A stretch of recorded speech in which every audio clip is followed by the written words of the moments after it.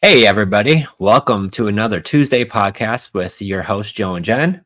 Hello, hello. What is going on? It is a beautiful Tuesday, and we are so excited to dive right in today, all about how you can do your first deal with no banks and no credit. It's kind of like what you did with your very first deal. Well, Taking it way back to 2000. wow, we're going to go there. So today's podcast, we're going to really break down like how to really get that first deal. And I think back to like when I got first started in it, like this was the year 2000. So back then, the technology, Did you have a flip phone? I didn't have a cell phone. I don't even know if there were. I didn't have a cell phone back then. Okay. So we're going to really go back. So when I first got started, we all, I've told the story before, but my friend bought a course on a late night commercial. We were all hanging out at his house one day and he pulled it out of his closet. And I looked at it. It was brand new. It had all the VCR tapes and things like that. And when I saw it, I looked at it and I was like, you know what? It was like make $3,000 in 30 days. Guys, I was a 22-year-old broke with bad credit, all the things, right? And so when I saw this and I was like, I can make $3,000 in 30 days. Like I need to borrow this. And I think probably because I was so broke when I was young, I always wanted the nice car, that nice house. I just thought that was for other people, right? I didn't think I was going to actually be able to get that. So pausing right there, in order to even do a deal and to become that, like how did you switch your mindset? Because if you thought it was for other people, then why bother? Well, I thought of like, yeah, it's for other people, but like, here's a course that's telling me that I could do it. And I was like, well, at least I got to shoot my shot, right? I got to take a shot and try this. Because I had a burning desire. Think and Grow Rich is probably one of my favorite books of all time, if not my number one favorite. Mm-hmm. And where they talk about in there is like, what's your why? What is your burning desire? And it has to be. And my burning desire was I was tired of being broke. I was tired of having crappy cars and, old clothes and like just not having money to go do stuff. Do you think too, like you kind of looked at like almost like a game, because like when you were trying to find your deal, like you went through a lot. So it was before the age of the internet as we know it today. And right. Your first deal, which we've shared, a few times here, but for those of you who may not have heard, Joe's first deal came from a code enforcer. Yeah, I called the code enforcement of every town. So every town in the Rochester area. So I pulled up I think white pages. Ooh. And you call, like there was all the different towns. So you look up the town of this, town of that, and it'd give you like all their stuff. I'd call the code enforcement of every town. Like, hey, do you got any properties that are just a problem that you just want to get off your books? Mm-hmm. And I had a few of them who are like, no way. Right. And they must have had like the good old boys club and they probably gave those deals to their friends. But then I ran into one guy and he was like, yeah, I've got one. And not only that too, the owner lives out of town. I was like, say more. And he was like, some kids were renting it. And when they were college kids, they moved out, they left the place trash. So since then people have been breaking into it. And I'm like, oh my gosh. Okay. Yeah, I would definitely love to talk to the owner. And he just gave, I think, the owner my phone number and the guy reached out. And that was really how I got my very first deal. So without banks, without credit. And this is one that you didn't end up keeping. You ended up wholesaling it. I did. Doing like a double close. Yep. So those of you who might not know what that means, it just meant that you were able to find this property that, from the sounds of it, was in kind of rough shape. She was people broke into it. And you were able to find a buyer that was going to come in and fix it up. Because again, you were 22 without a lot of capital at all to be able to go in and fix it up, not really knowing anything about what we know today. I love it. Not a lot of capital. Girl, I was broke. May have been pinching some pennies back then. But, the point being was, you didn't stop after the first couple people probably hung up on you and laughed at you from searching the white pages, which is no different than going to Google and typing in town of such and such and then looking up their code enforcement. So, there's so many ways to do a deal. So when somebody says, I can't find leads or I can't find a deal, it's never been easier. You have just not kept going long enough. I even saw a buddy of ours commented on a group post. Somebody said, I can't do a deal. I haven't done a deal. And he just wrote, pick up the phone and start dialing. And it's almost like that sounds too simple, but we can't. I don't know, overemphasize just the sense of like, it really is that simple. Once you just take the messy, massive action and you are posting in the Facebook groups, you're asking the questions that we give you to ask if you don't know what questions to ask. And then from there, what do you suggest? Well, I think so. Here's what I got to start with. Like, you have to have a why. Yeah. You're going to get smashed in the face. You're going to get told no. You're going to have all of these things, maybe not really smashed in the face, but it feels like that sometimes. It feels like it, but it's really not. Yeah. Like it's not physically hard. Nobody's beating you up. It's all mental, right? Like, it's in your head. Like, you're making these assumptions. Oh, somebody's yelling at me. Someone's really upset. All these people think that, and like, everybody's so busy.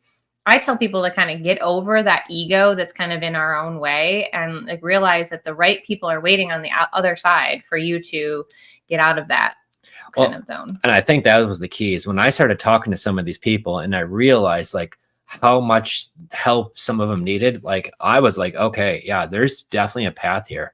And then I kind of put it together like, okay, so I knew my why. I had that burning desire. I was tired of being broke. I knew real estate. I knew people who were very wealthy because of real estate. And I said, that's what I want. I want the nice car. I want the nice house. I want the beautiful wife next to me. Exactly. Right. So these were the things I knew I wanted. I just never knew how to break into it.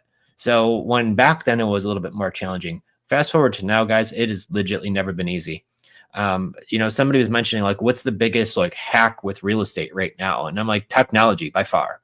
I mean, real estate, you've got chat GBTs, you've got Zillow, prop streams. I mean, you've got so many reasons to just be successful. But it does not replace you getting on the phone and being a human, talking to the other human who owns that house. And I think until that gets replaced forever, there will be people that say it's not possible. Oh, yeah.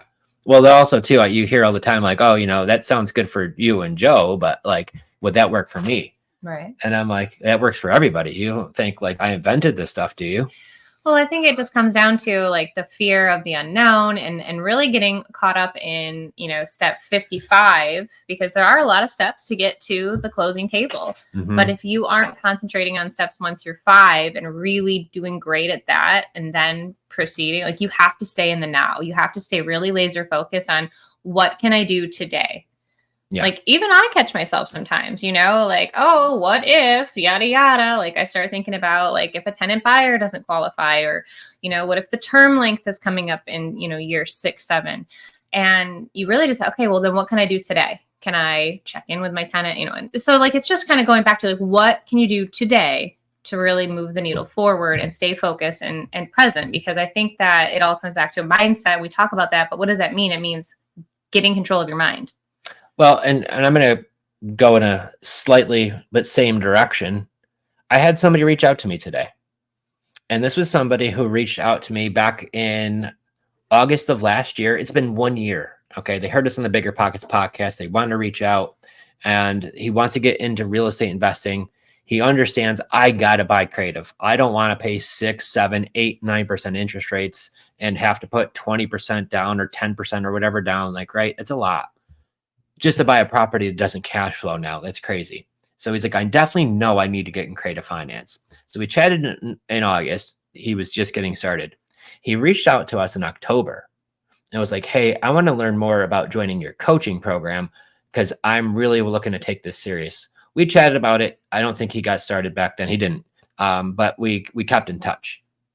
Well, he reached out just the other day. I was like, hey, can we grab a quick call? I want to talk more maybe about the coaching program. So we hopped on a call. And over the last year, we've chatted a few times.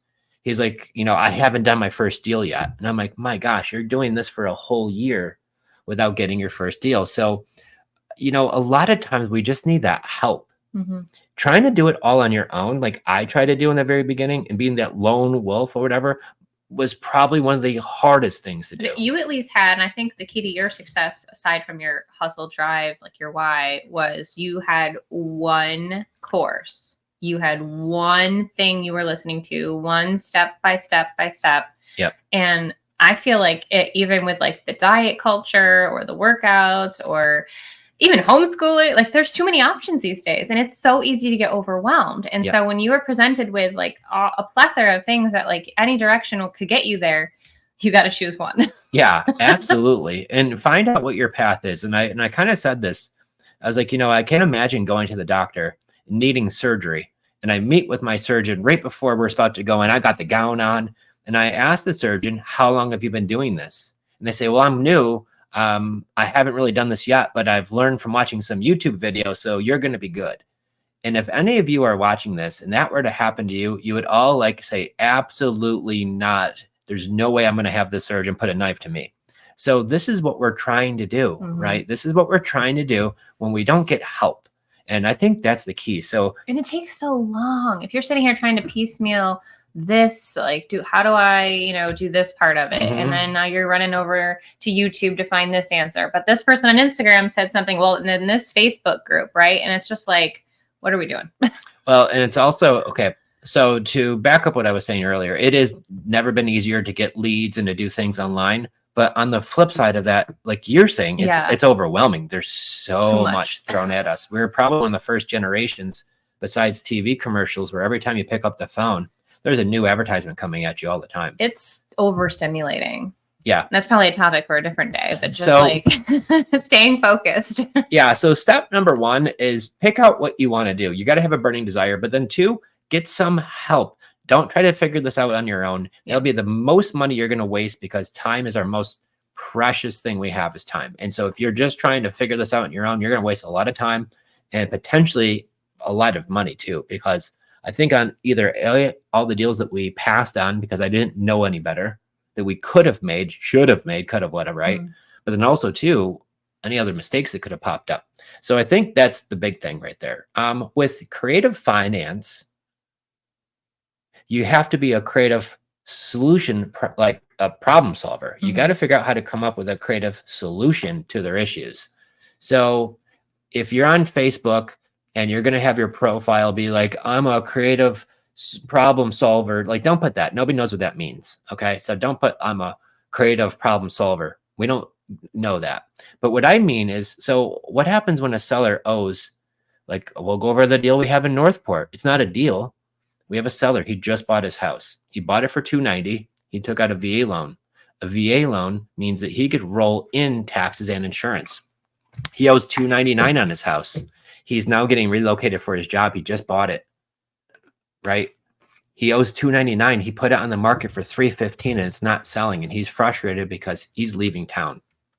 If I'm coming in trying to be a cash buyer, giving him a half off, it's never going to work, guys. So problem creative is how I can maybe make that deal work by paying a top dollar if I'm able to get great terms. And that's what we really dive into with creative finance. And then getting the proper education to know it's not a deal. His was not a deal. Right. Because if you're new to this and if seller's saying, yes, take my house, and then you get it under contract and then you try to like find a buyer. It's a problem. Yeah. Because once again, then how do I analyze the deal and to find out if this is a good deal or not? So we have a seller. He's like, take the house. You could have it. No money down. You could take it over for what I owe as long as you take over my payment. So for probably about $5,000 out of pocket, we could own a house in Florida that's turnkey. The only challenge is his monthly payment is about $2,500 a month. And the house maybe only rents for $2,000 a month. Yeah. So can I do Airbnb? That county doesn't allow you to do it there. The whole county? The whole county. Yeah. So you're in trouble, right? So in that situation, that deal doesn't work. So you got to be able to, analyze the deals too. I would think the next big thing that I see most of the time, because I'm going to piggyback on what you're talking about, is how to negotiate. How do I ask these questions? I think that was my biggest hang up when we first got started. What questions do I ask? So guys, we're coming with treats today for you all. I think first our biggest hang up was leads. And then once we solved the lead issue, it was the negotiation part. Yeah, because I'll be honest with you guys, I used to have what's called diarrhea of the mouth. And I would just a lovely way of phrasing it is, right? But I would just be spewing like, I'm going to buy your house with a wraparound mortgage and with a subject to, with the attorney and the land trust. I wish I knew for certain how many sellers you educated so well. They went and did this themselves. I want to strangle myself. If I recorded any of those old phone calls of me, I'm going to make sure I destroyed them all, because it was terrible in the beginning, because I was legitly my negotiating skills, I was great at other things, but this was new to me. So I didn't know like what questions do I ask. So what I would do is I would just get on these phone calls and blab my brains out of all of the cool little things that I learned that a seller had no idea what I was talking about. So what did I do? I completely confused the heck out of the people, which most of the time made them say no. I gave them a course, basically like a little mini course about how land trusts and LLCs with the beneficiary of this and all the other jazz that they have really no interest in. They just want to sell their house, right? So your negotiating skills are going to be crucial. But you didn't give up, and I have to give you credit for that. I was very nervous to even get on the phone. So the seller calls I did, I would sometimes end in tears. But you'd be so proud that I even did one. But Still proud of you. But you have the gift of gab in the sense of you enjoy talking to people, which is a huge, first thing first, guys, you do need to, like I keep going back to, you got to talk to people. So if that's something you're nervous about, you can break through that and definitely overcome that fear or nervousness. And you're going to do it by doing the messy, massive action and maybe having a little bit of, So I'm going to give you all a tip in the beginning. You're going to be terrible. And embrace your terribleness, because that's a good thing. And you know what? Embrace why? The suck. I think I've heard that before. You know why? Because that means you got started. Even if you're terrible, and I hope you all are in the beginning, you took the first step that most people never take, and that's you took action. Yeah. So in the beginning, I'm dealing this with my daughter right now. She's taking a sport, Ariel. I took her to practice on Saturday. She gets out of the car. She's like, Dad, everything was terrible today. I said, well, obviously you're trying something new. And it's challenging. And anything that you're going to try that's new and challenging, you're probably going to have some problems in the beginning, some frustrations, and that's okay. The only time that you're going to actually fail is if you give up on yourself and you quit. If you keep on going, you'll never fail. You're just going to keep on trying to get better a little bit each time. And you know what's funny? You know the deal. I took her to practice the next day on Sunday. And all of a sudden she gets in the car, and I watched, but I didn't say nothing. She gets in the car and I could see the smile on her face, right? So some days we have a little bit of a setback. The next day, the very next day, she's like, that was the best practice ever. Thank you so much. And gave me, I don't know if I told you, but when she got in the car, not just like, thanks, Dad, but like, thank you, Dad, for taking me today. Aww. So that was really, really cool. And the best part of that is like she doesn't even realize, like, and if you don't know what Ariel is, it's literally where you hang from the ceiling. So my heart stops every time she does this, but there's like these silks or these hula hoop looking things.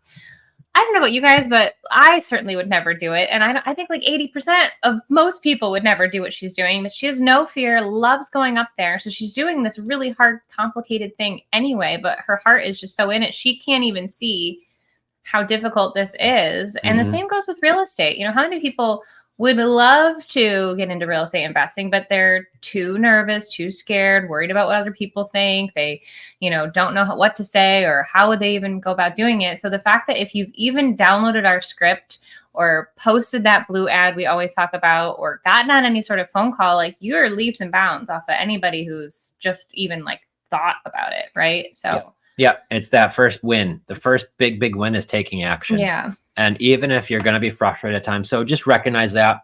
So when we say embrace it in the beginning, if you just keep on taking more swings, eventually even a blind squirrel finds a nut. Okay. So just keep going, right? Just keep searching.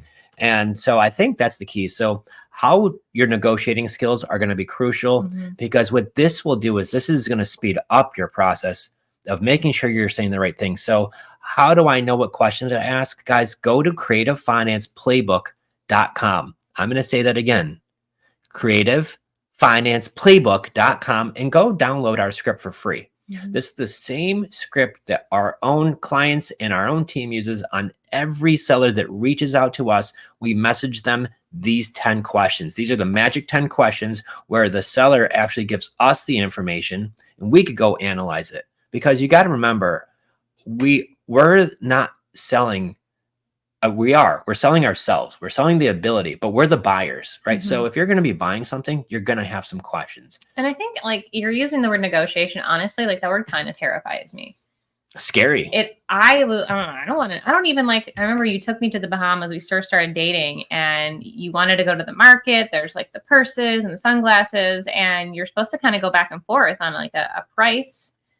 And you enjoyed doing that. And I was like, I'll just pay the $20. And you're like, absolutely not, because you enjoy that back and forth. Can I get a discount? Can I kind of like, I don't know if it's more like, Okay. How did you even get to that? All right. So how it started was I have, on the weekends, I would go to the small little public market in upstate New York on the weekends. And my grandmother, my aunts, my mom, they'd all be shopping for like produce and vegetables and things like that, all the different vendors.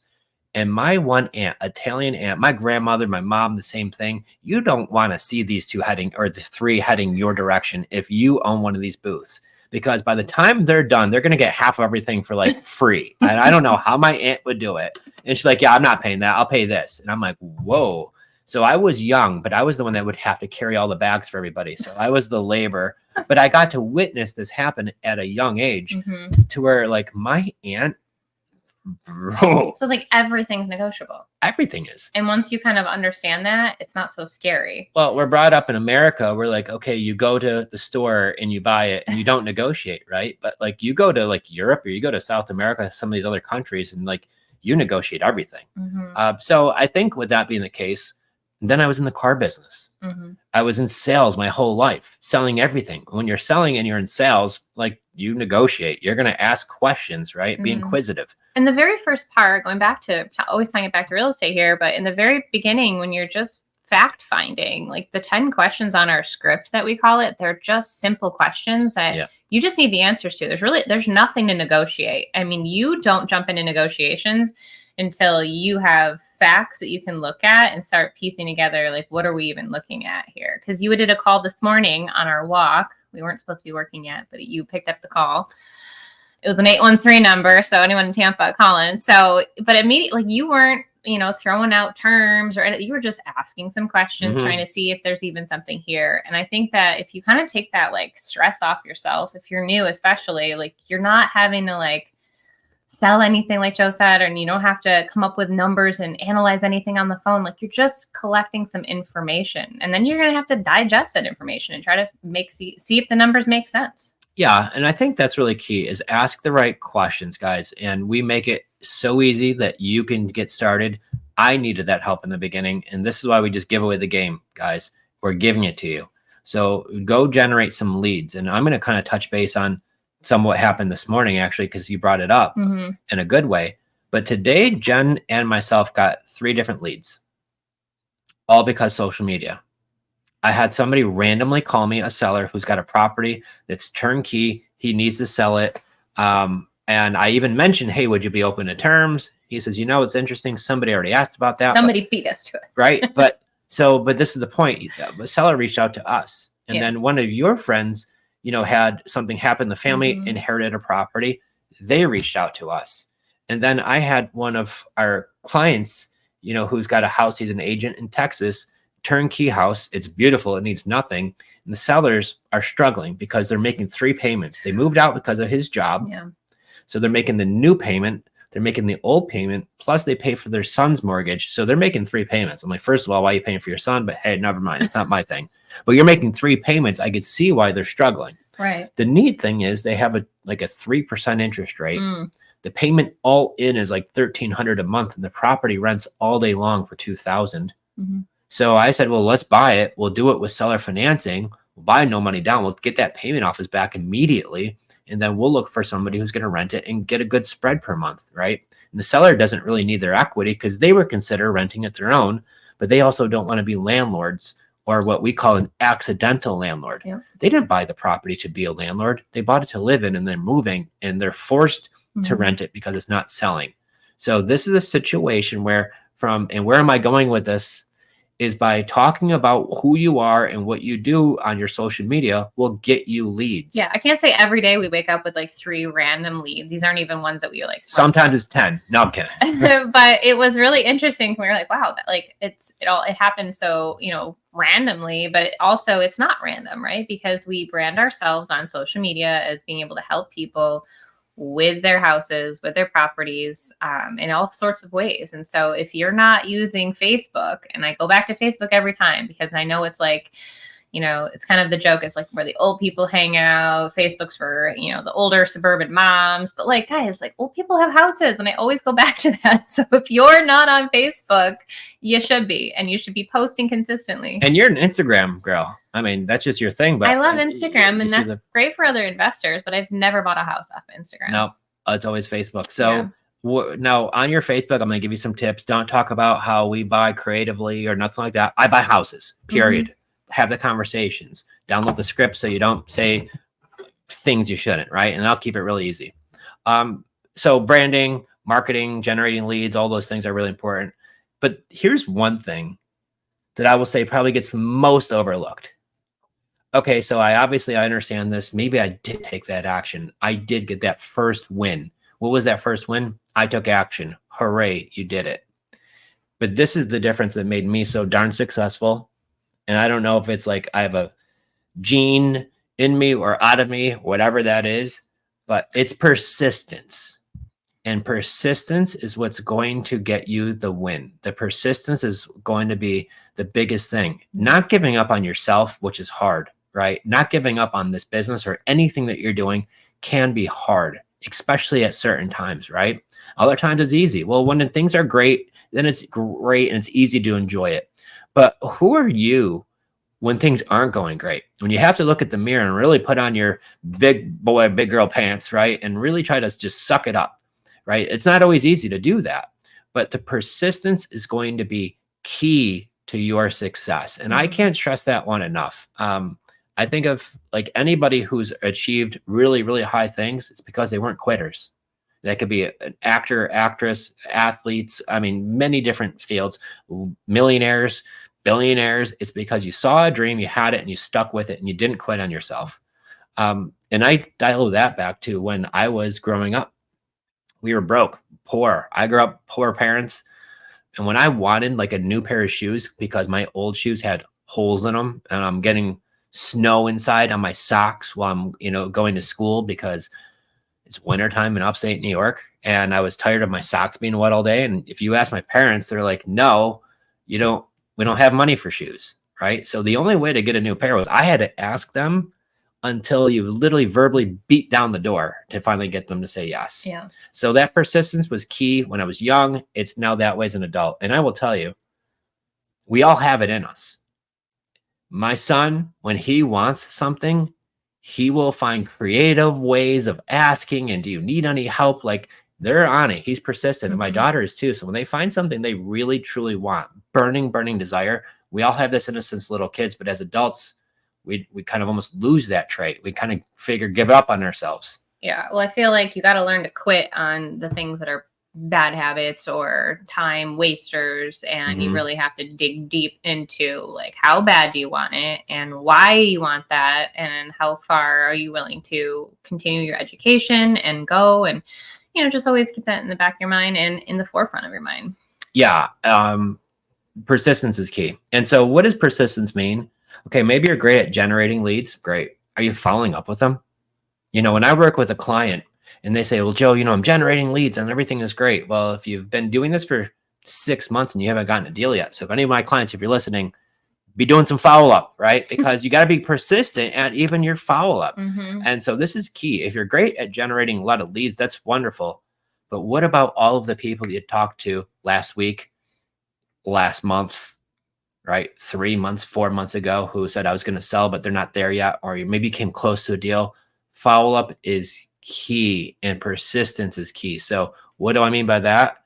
Keep following up with them until they either decide to sell the house to somebody else, they sell the house to you, or they threaten to call the police if you keep calling them, right? Well, I think it's so important. Like it isn't like even cash deals too. I know like a lot of wholesalers, like follow-up is importance in the follow-up there too, but especially with terms because, as the market continues to do what the market does, whatever it's doing, people's time and circumstance, things will change and, they don't get the full cash, all cash offer listed with a realtor, like the 50 grand over asking.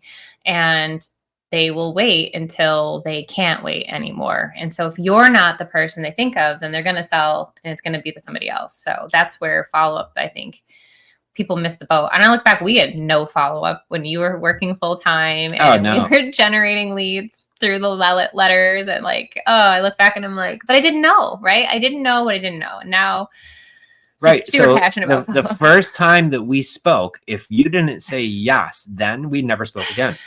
I don't even know if we called everybody we should have, right? And so that's where it's really important to take every comment seriously, run the script, follow up with them, and don't stop. So when we're telling you this stuff, if you're not taking notes, you should be, because we're giving you none of it's hard. It's just like little things every day that you're doing consistently over time. Yeah. And I think so. That's the big thing. Make sure you're doing your follow up. We weren't calling every lead. You should be. If you're not talking to 3 to 5 people a day, you need to be. Okay. So 3 to 5 people a day is some of that could be follow up. Some of these could be new leads. But if you truly want it bad enough, guys, you can do this. And that's the key. You got to get leads. So you want to make sure what we call our KPIs, key performance indicators, we need to make sure for clients, you're talking to 3 to 5 people a day. And I think you have to like pull the rug out from underneath yourself too, in a ways. Cause like how many people, they don't get their creative deal in the term length that they've kind of like put in their head. Like, oh, I'm giving myself 6 months or I'm giving myself a year and it's not working. And so you just automatically know you're going to go back to the bank. You're going to go pay the 8% or whatever the heck the banks are giving these days. I don't know. Gotcha. But don't allow that. Like burn the boat. Like say the bank is not an option, right? Like you say the analogy too, where, if your child's getting kidnapped, you wouldn't be building websites, creating t-shirt logos, worrying about all the stuff that isn't actually talking to a seller, asking if you could buy their house. Yeah. So if your child gets kidnapped and you have 1 week to get a deal, you have 1 week to put a deal under contract. And if you do, you get your kids back. Right. And if you did, what would you be doing that 1 week? It wouldn't be the website. It wouldn't be your logo or the hat with the sign on it. None of that stuff. You'd be trying to get some sellers, right? You'd be getting them on the phone. You'd be advertising. You'd be calling everybody you can. And if you worked with that laser focus and that intensity, you probably get a deal in a week. It'd be crazy how it could happen. But that's we should have you do that, like under pressure. I wouldn't even sleep. I would be just calling. I know it's midnight, but maybe you want to sell, right? Yeah.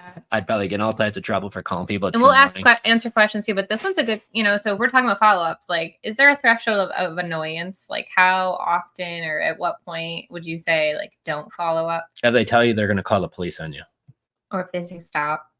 If they say stop, well, does the stop mean like stop right now, but follow up later on? Or does stop mean like never, ever speak to me again? Right. Those are two different things.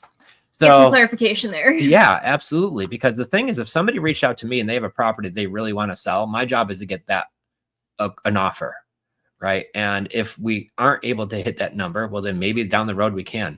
Now, obviously, I'm not going to be super annoying, but I thought of one client in particular of ours where he followed up with the guy for it was like 11 months. Yeah. Just like relentlessly, like, hey, I want to buy. The guy said, yes, I'll sell you my house, and then disappeared.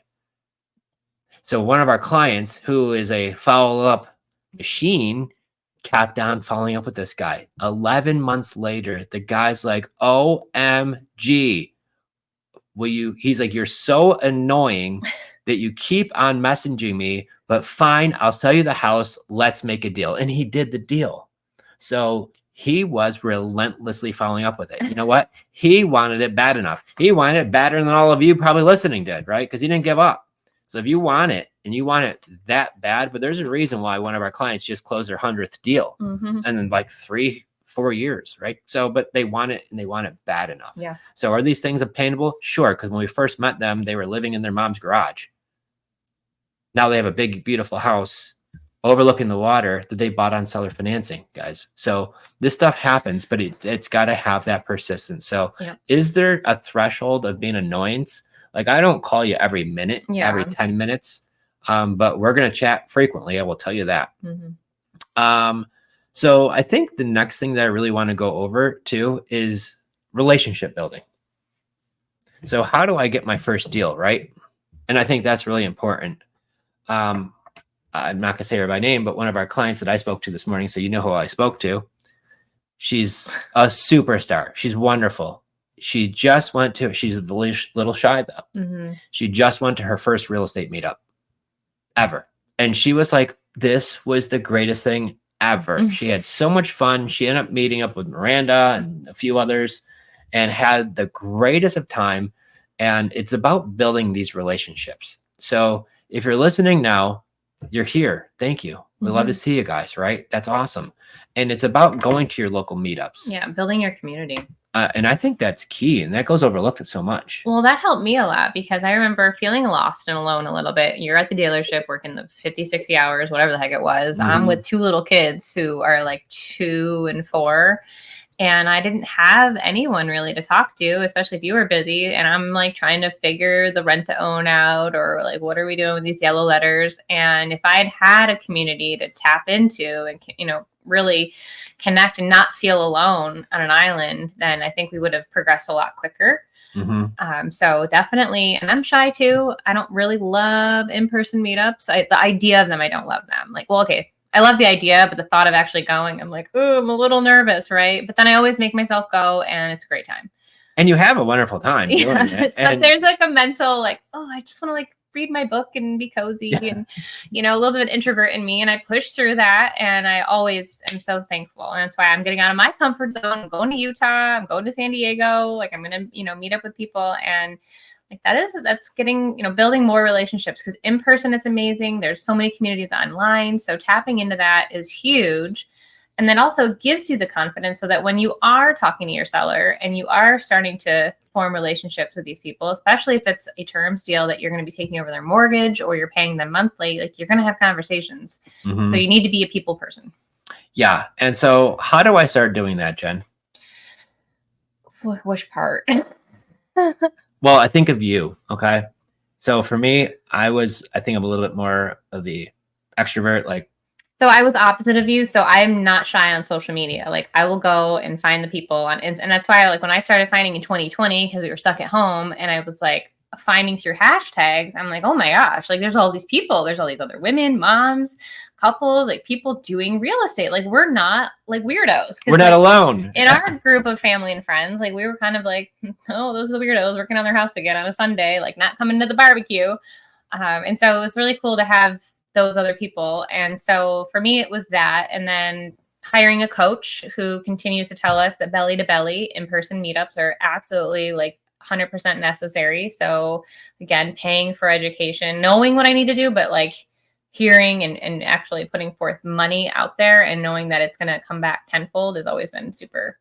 And not for nothing, the real estate meetup, because we host one once a month here in Florida, and sitting around with some friends, chatting about things that we all love, which is real estate, and we're all making some money from it, making deals from it, and sharing ideas, sharing experiences, sharing deals, right? Sharing all of these things helps all of us get better, helps all of us grow. Does it take time? Yup. You got to spend money. You got to get gas in your car. You got to get there, right? But it's not a lot. But some of these conversations have netted us, I mean, humongous checks because of that. So does it pay off to go to the meetups? Guys, we host one every month for a reason. And that's because we love to connect with the local other investors who are doing deals. And you know what? We all kind of need a support group. Doesn't matter what we're into. I love John Madden on football. I play it, right? If there was support groups to talk about other Madden players, I'd be going to Probably are. We're not going to go down that rabbit hole. But there's all the other little hobbies that we like is the point, right? So go to a real estate meetup, meet the people who are doing the deals, connect with them. And so many of our clients too, who are a little shy, and you know, thinking one in Ohio, in Iowa, and he went, and he now is like the creative finance go-to guy. He's the dude. Even though when he hadn't done a deal yet, you know, so a little bit of an imposter feeling there because he hadn't done a deal, but you know, he's learning, he was progressing, and then as he started doing the deals, he's like, holy cow! Like I realized, like I'm helping so many people just because I showed up. And now I'm turned into a superstar. He's the guy in the area for creative deals. So now he's got other investors. He's got realtors bringing him leads and bringing him deals because he branded himself by going to the local meetups. So if you're going to go to a meetup, let me give you some advice. Don't go there and want to pick people's brains. Go there to give value, right? Give value in some way that you can. Try to help somebody in their business, right? And what do I mean by that? Does somebody need help with whatever that can be, right? Find out who are the movers and shakers and figure out, and I don't want to say like add value. That's very basic. It's a very broad term. But like for me, if I meet somebody to meet up and like, hey Joe, like I got some leads, like maybe we should do some deals together or things like that, or somebody brings us a deal that we've met from these meetups, right? So what you want to do is try to bring value, because the best way to learn is by doing business together, and that's really the key. And really don't form any excuses, because in 2020, summer 2020, we had our 2 kids, and it was early morning. It was like a 7:30 coffee club meetup In a park. Outside, because you couldn't be inside. And we like opened the back hatch of my Suburban so like the kids could like play on their video games on their phone or whatever, because like they're half awake, half asleep at that time. And we went out with our little chairs and sat around, and it was really uncomfortable. I didn't really know anybody. And I remember going around the circle, and they came to us and said, well, what are you looking for? And you said, I buy beautiful turnkey properties, you know, that need little to no work. And we got laughed at, and they were like, oh, don't we all want those properties? Not understanding that what we meant was like, we can literally buy, you know, on terms, and, you know, that's a whole business here. So after that, everybody coming up, and we kind of chatted, and we found some really great connections. But you got to put yourself out there. You got to feel the feelings, and just, you know, not worry about. And build your tribe too, because we got some really great friends from there. Got a lot of great connections from there. Met a lot of great people, a couple schmucks, but overall it was a great experience. Tell us like it is. Hey, you know, whatever. No, they were great. I'm just not joking. all of them, but you realize who you want to do business with and who's just there to whatever. So, but that's the point. You don't know until you what know. do you mean, babe? That's for another episode. Well, you know what? If you're just listening, you can't see my wife's face. She's got a big smile on, so we're always having fun here. But that's the whole point, guys. You got to also. So one of the things that it's really important to me is have fun in the process. Don't take yourself so seriously. One of my biggest challenges in all of this was stop to smell the roses. Okay, enjoy all the little process. I put something on my Facebook page today, and it was like, if you could relive any one day in the past or the future, what would it be? All right, so probably me, I'd go to the past. Then I'm like, okay, like, do I go back to like when my grandparents were alive, or like, was there a Christmas day that I wanted to re-experience again, or what would it be? Then I thought about it, and I thought about back in the summer of 2017. Oh, okay. I don't want to relive that. In 2017, it was a really stressful time. We have 2 little ones at home. I've got my job. I'm working a ton of hours. We've got all these properties that we're converting from rentals into rent to own. We're buying creative finance now. And I'm listening to Grant Cardone. He's like, if you work 100 hours a week, you need to work 200 hours a week. And I'm like, oh my God, 200 hours a week. Okay, I guess I just won't sleep, right? So I was trying to do all these things and legitimately like burning myself out to the point where I probably lost some hair. I think some of it turned gray. Just stressed myself out. So if I could relive any time, I'd probably go back to whatever day was probably one of the hardest during that period, and just told myself that all of the things that I'm doing back then, all of the little lessons, all of the things that I'm doing, just keep your chin up. You're doing it, and it's going to pay off huge down the road, and you're not going to realize it right away. You're not even going to feel it right away. And it's actually going to probably feel the opposite, like you're almost going backwards. But I wasn't. I was moving forward, one punch in the face at a time, but I got through it. And if I could go back, I would probably tell myself, keep your chin up, keep going, and enjoy it. Even enjoy these little bit of struggles, because those struggles back then really set the foundation of everything that we're doing now. So did I see all of the properties? Maybe in my head, but they weren't in our portfolio yet. And they definitely weren't in our bank account at that point, right? But I saw the vision. I knew I had a burning desire. I was working my 200 hours a week while not sleeping, right? Not even eating. Look at pictures back then. You think I'm skinny now? We were both really skinny. Yeah. Super skinny. We're working our asses off all of the time while raising 2 little ones, like with no help from friends or family. An amazing nanny we paid for on Fridays. Yep. Other than shout out Keegan. Yes, shout out Keegan. You were huge. Basically his family, right? Yeah. Because none of the family was helping us. So if you see all the things that we're able to accomplish now, guys, if you go into our Facebook page, I mean, just a handful of years ago, I was a guy working at a car dealership. And I don't think of myself any different other than like, okay, we've worked hard over the last 4 years, now 4.5 years full-time, and able to accomplish all of these things, travel, move, be self-employed, quit my job, You able to walk away from Mhm. teaching, and But we didn't do it walking down a beach going, oh, like I brought my another property. No, like that don't that's work. not the reality of it. Yeah. You gotta put in the work. You gotta pay your dues. You can do it smarter, not harder, as our mentor likes to say. But Yeah, so I would say that was really the key for me. So if all of you are listening, the best advice is if you're having your struggles, good, enjoy those struggles. Like if you're broke right now, but you think that you want more and you're going to work your tail off to get it, well, enjoy the fact that you're broke right now. Mhm. Because if you work real hard, it's not always going to be like this. And one day you're going to look back and say, my gosh, I really was working my tail off back then, but look at all of I accomplished. So if anything, stop and smell the roses and enjoy the whole ride and not just the ending destination. That's probably my biggest. Yeah, and I think it's tricky because like no matter how hard we try to share like what it was like and what we're going through, like it was definitely piece by piece. Even right down to, I realized that I had to stop questioning like why are we doing this? Because when it wasn't making sense and it seemed really hard and all we did was work, it felt like I had to like just stop asking like why and just kind of go through the motions of, okay, like let's place the next tenant buyer. Let's continue to send out the yellow letters. And then before we knew it, like everything started snowballing. Yeah. So I would say the biggest thing is most people quit. Yeah. They don't go for the full ride. And you don't have to hustle. Like, I don't know, one of my favorite. Yeah. Don't do the 200 hours. Yeah. The hustle is a season. So there's times where you can, but your body will tell you too. Like if you're just working too hard, you need to turn it off. You should not work 7 days a week. You definitely need to rest. You need to go on date nights with your spouse. You need to have really great times with your children.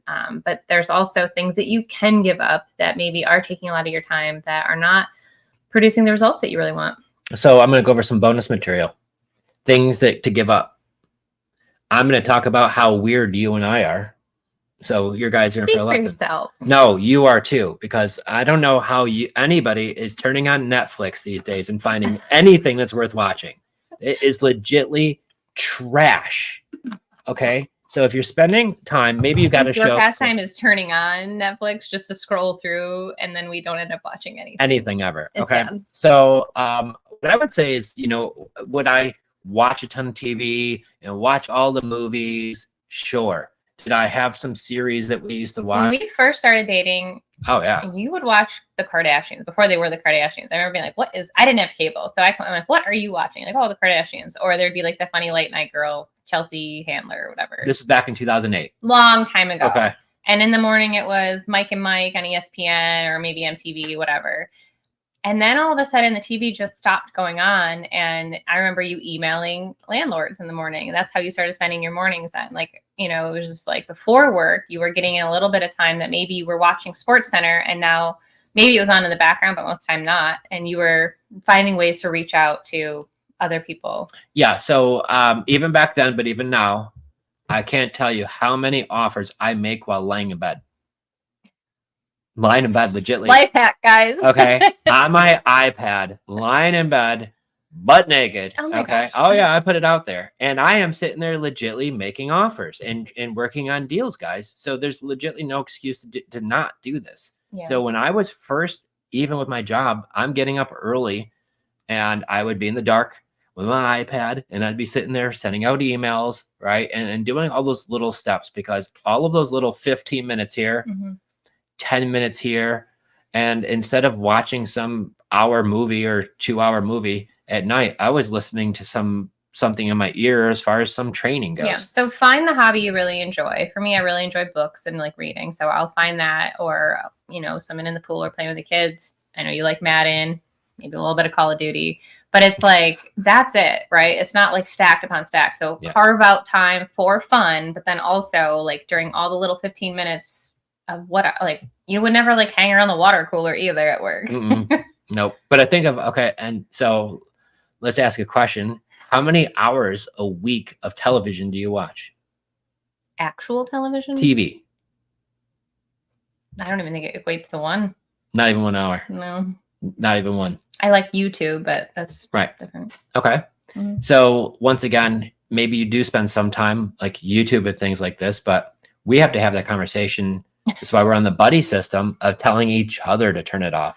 Sometimes I'm like pacing around the house. You're like, go relax. Yes. So I will say once again, what I learned from one of my favorite books, 100 Ways to Motivate Yourself, he's like, when you're watching television or you're watching YouTube or whatever it is, he's like, and you're watching somebody on the other side of that screen, you're watching somebody live out their dream. And they're most of the time getting paid for it while we're sitting here just observing and not getting paid. Yeah. And so what I've learned was, and one of my favorite things was, people found the TV to be the most productive thing because every time it turned on, they turn it off and go read a book, right? Or go read that next thing. So there's so many great things out there now, guys.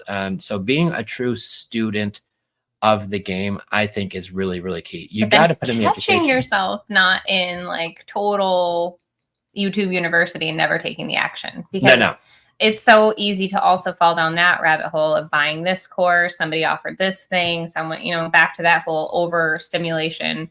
So pick your lane, decide what it is you want. Is it one rental property that you are not going to the banks and you are not going to have to use your own credit for?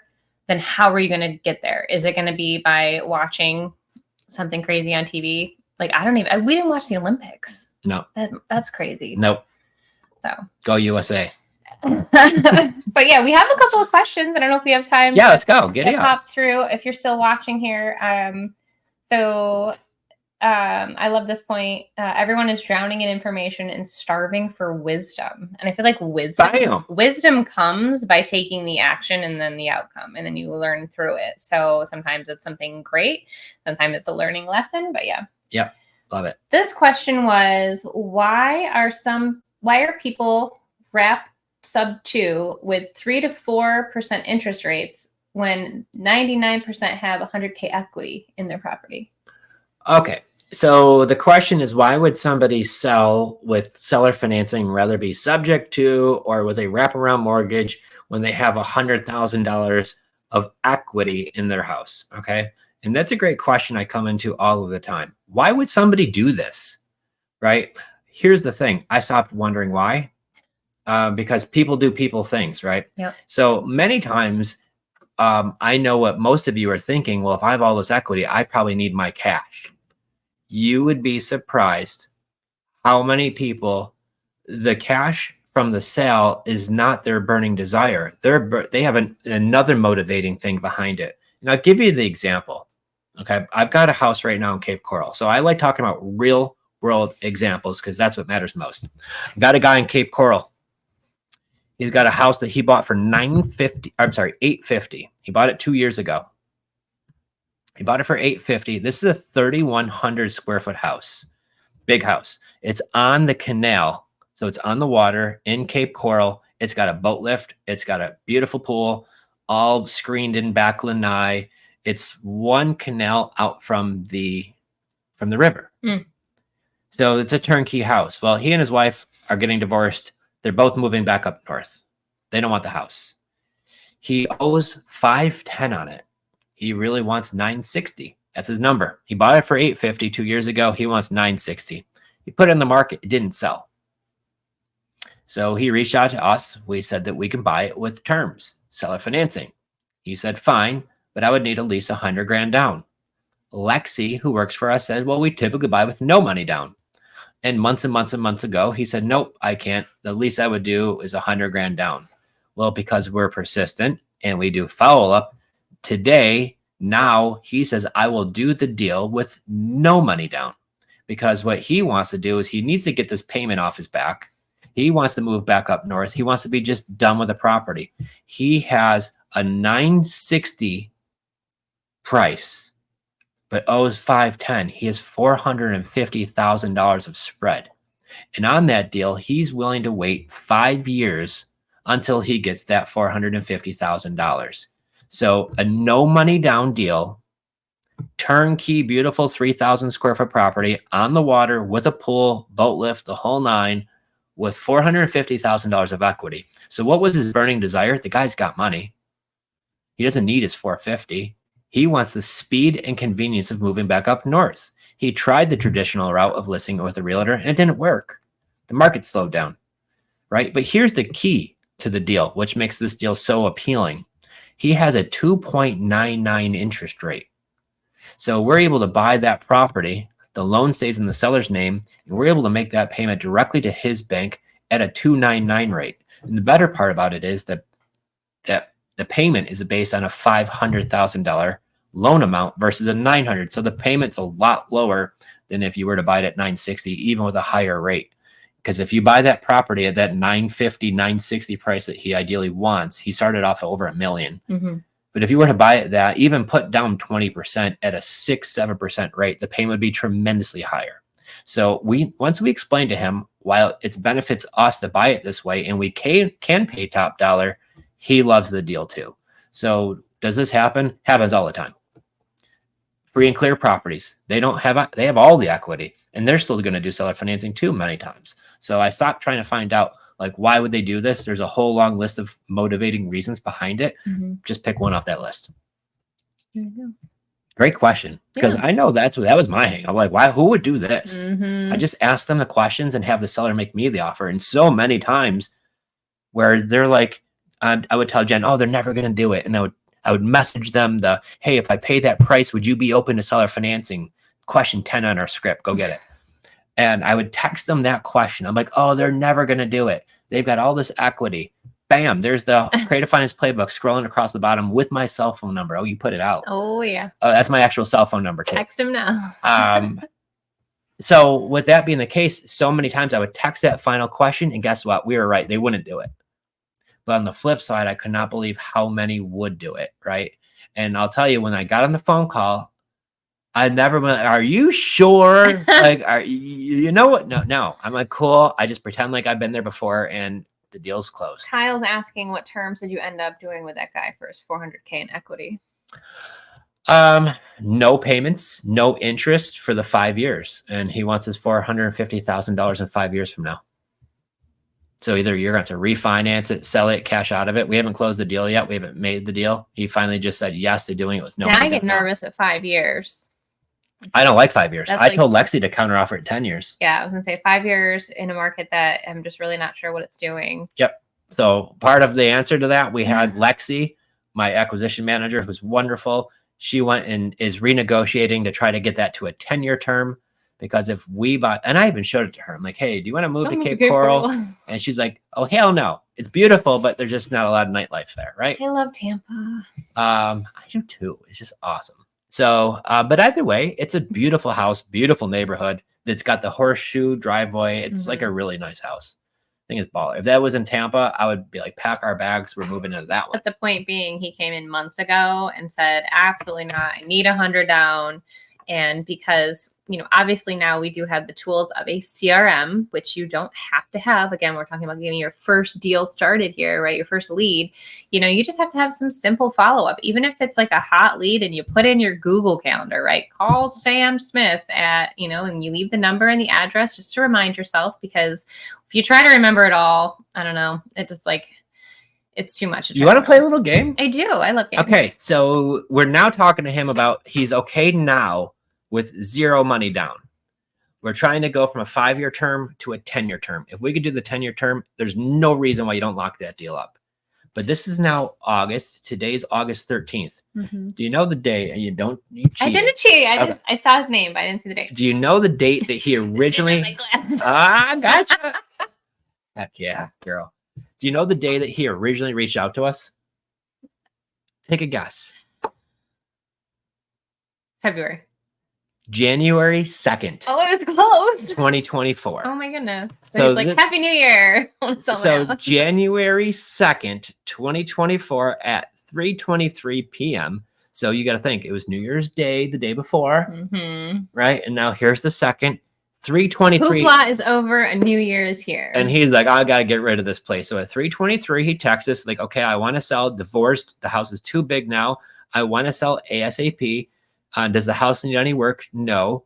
Any amounts owed to contractors? He thought 530. It's actually 510.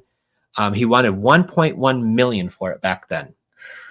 Okay. His PITI payment with everything included was 4560. We asked him if he would do terms. He said he would be open to doing terms.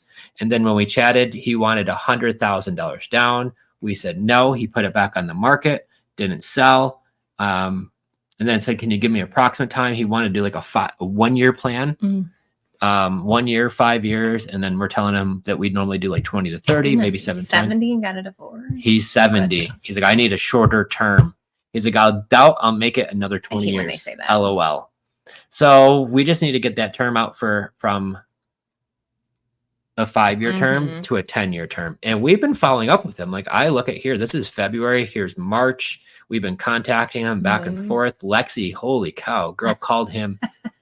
Okay, who asked that question? How many times do we call? Let me tell you, Lexi, May was like nonstop. He comes back. Are you available for a call? No, but I could text. I'm reviewing the paperwork. He's waiting on an offer. He's still reviewing because he thought he had an offer from somebody else.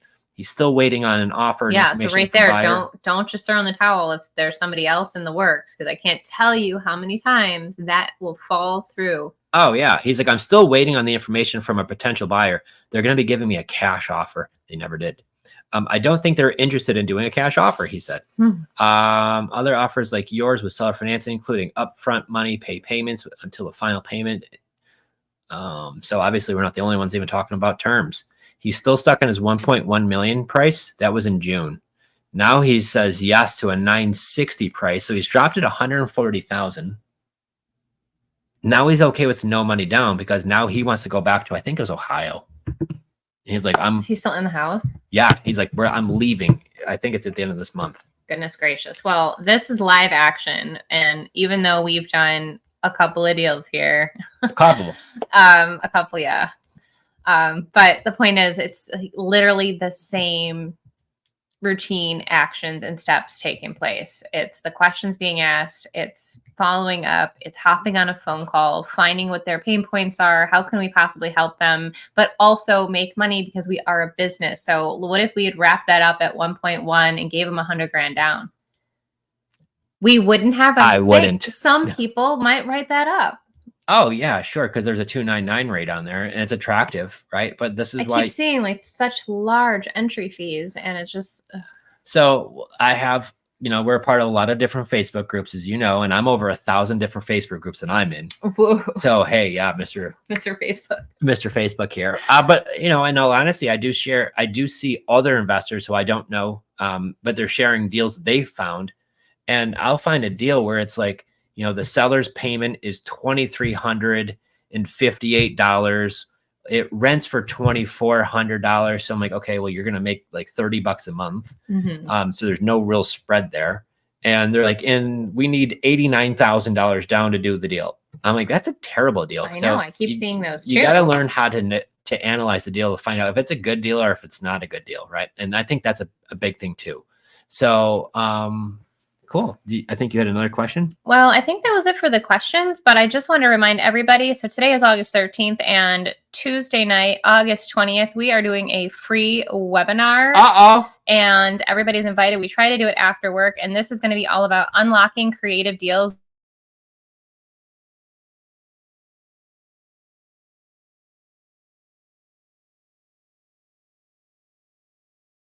Coming up, we are going to deal breakdowns. So from front to back, show you how it's done, and you don't want to miss that. So if that's something that you're looking to do, is unlock creative deals in today's market, 2024, what the heck is happening? Then definitely stay tuned. If you need that link, then message us over at Creative Finance Playbook. Or write link down below. Write link in the comment section, and we'll make sure you get that link. Guys, you're not going to want to miss this. This is going to be... Unless you're on YouTube, because then we can't ever contact them. Can you? Oh, yeah, that's true. Maybe you could. I don't know.